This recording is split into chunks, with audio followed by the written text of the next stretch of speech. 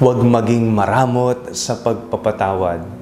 Ako po si Father Fiel Pareha at ito po ang ating segment, ang Daily Devotion, na kung saan tayo po ay magdarasal, magbabasa at magdinilay kasama ng salita ng Diyos sa buong taon. Manalangin tayo. Sa ngalan ng Ama, ng Anak at ng Espiritu Santo. Amen. Halina, banal na Espiritu, liwanagan mo ang aming puso at isip nang maunawaan at may sa buhay namin ng iyong salita. Amen. Our Bible passage for today is from the Gospel of St. Luke chapter 7, verses 36 to 50, and I read it for you. One of the Pharisees asked Jesus to eat with him, and he went into the Pharisee's house and took his place at the table. And a woman in the city, who was a sinner, having learned that he was eating in the Pharisee's house, brought an alabaster jar of ointment. She stood behind him and his feet, weeping, and began to bathe his feet with her tears and to dry them with her hair. Then she continued kissing his feet and anointing them with the ointment.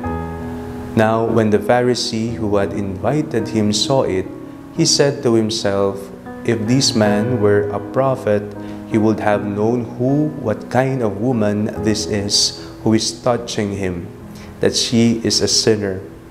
Jesus spoke up and said to him, "Simon, I have something to say to you."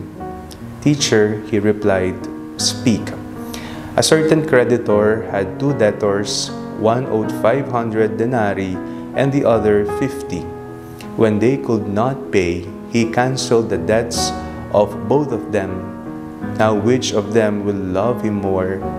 Simon answered, "I suppose the one for whom he canceled the greater debt."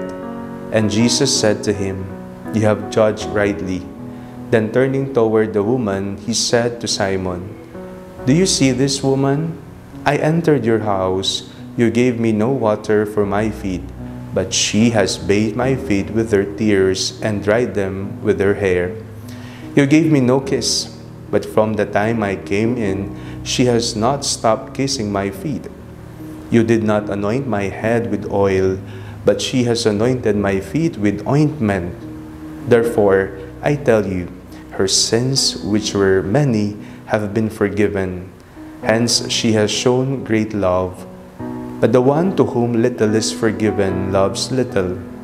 When he said to her, "Your sins are forgiven," but those who were at the table with him began to say among themselves, "Who is this who even forgives sins?" And he said to the woman, "Your faith has saved you. Go in peace." Nahihirapan ka bang magpatawad? Isa na po siguro sa napakahirap na utos ni Jesus na kanyang iniwan sa kanyang mga alagad sa atin na kanyang mga tagasunod ay ang pagpapatawad. Paano mo papatawarin ng isang taong nangutya, nag-alipusta, umabuso, nanloko sa iyo? Paano mo mapapatawad ang taong sumugat sa iyong puso? Napaka-imposible yata na patawarin mo siya kaagad-agad. Isa pong hamon sa mga tagasunod ni Kristo ay ang magmahal. Magmahal nang walang pinipili, magmahal na walang kondisyon. Nag-iwan ng halimbawa ang ating Panginoong Hesus nang siya ay nandito sa mundo, ang pag-aalay ng kanyang sarili hanggang sa kamatayan.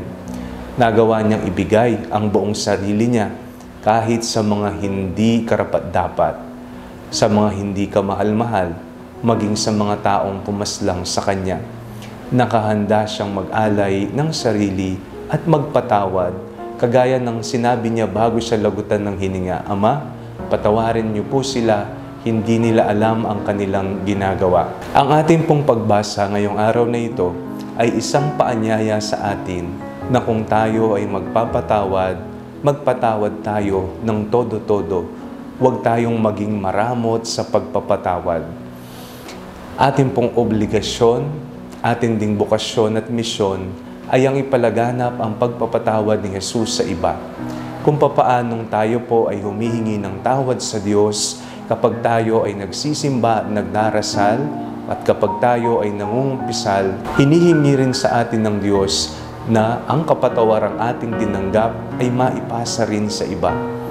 Ang pagpapasa ng pagpapatawad ng mula sa puso ng todo-todo ay isa ring bukasyon ng kanyang mga alagad, nating mga Kristiyano. Kung nahihirapan po tayong magpatawad, humingi po tayo ng biyaya kay Jesus na pagkalooban tayo ng isang pusong taos ang pagpapatawad sa iba. Manalangin tayo. Panginoong Jesucristo, turuan niyo po kaming magpatawad, higit lalo sa mga taong hindi karapat-dapat at hindi ka mahal-mahal para sa amin. Amen. Sa ngalan ng Ama, ng Anak at ng Espiritu Santo. Amen. Huwag po ninyong kalimutang i-like ang video ito, mag-comment po kayo and share it with your family and friends. Ang Panalangin Bago Matulog ay may sariling Facebook page na po. Huwag niyo pong kakalimutang mag-like at mag-follow dito. And do not forget to subscribe to our YouTube channel. I-click niyo lamang po ang link na nasa description ng video nito o kaya naman po just search Father Fiel Pareha. At kung nais niyo pong maging updated sa ating pagpapahayag, you can join our broadcast channel dito po sa ating Facebook page o kaya naman po sa ating bulletin board sa TikTok app. God bless you po.